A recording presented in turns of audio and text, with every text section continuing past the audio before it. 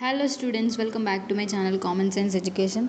ఈరోజు ఈ వీడియోలో మనం intermediate second year zoology important questions చూద్దాం.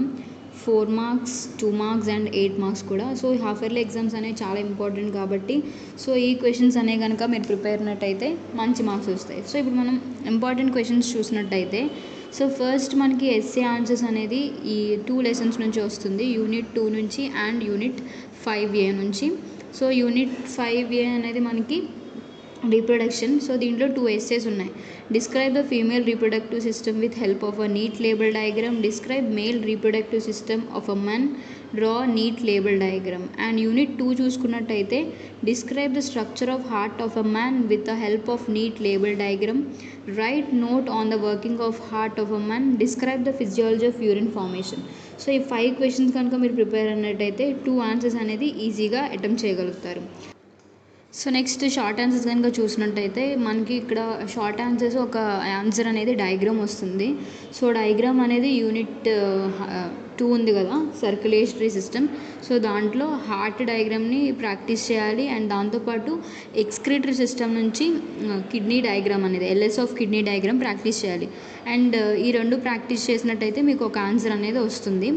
ఇప్పుడు చూసుకున్నట్టయితే describe the disorders of respiratory system. How is respiratory movements regulated by a man, and what are the major transport mechanisms for CO2, and draw a neat label diagram of LS of heart of man.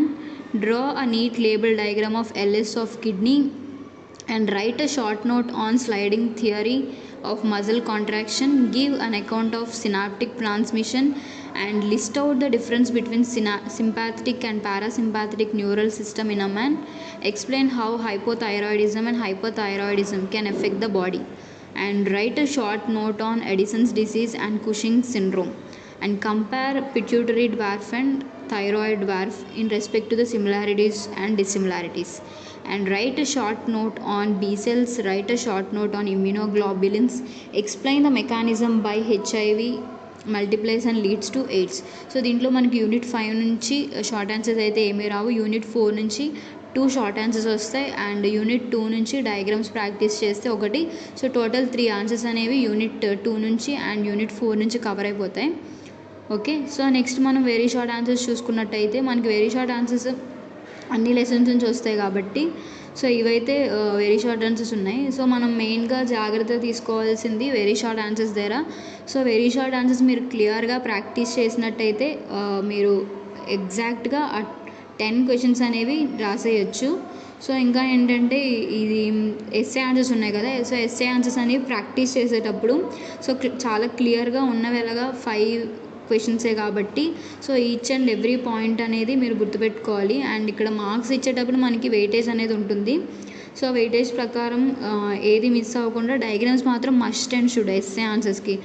SA ఆన్సర్స్కి 2 marks అనేది diagram నుంచి carry అవుతాయి. Diagrams మాత్రం బాగా practice చేయాలి.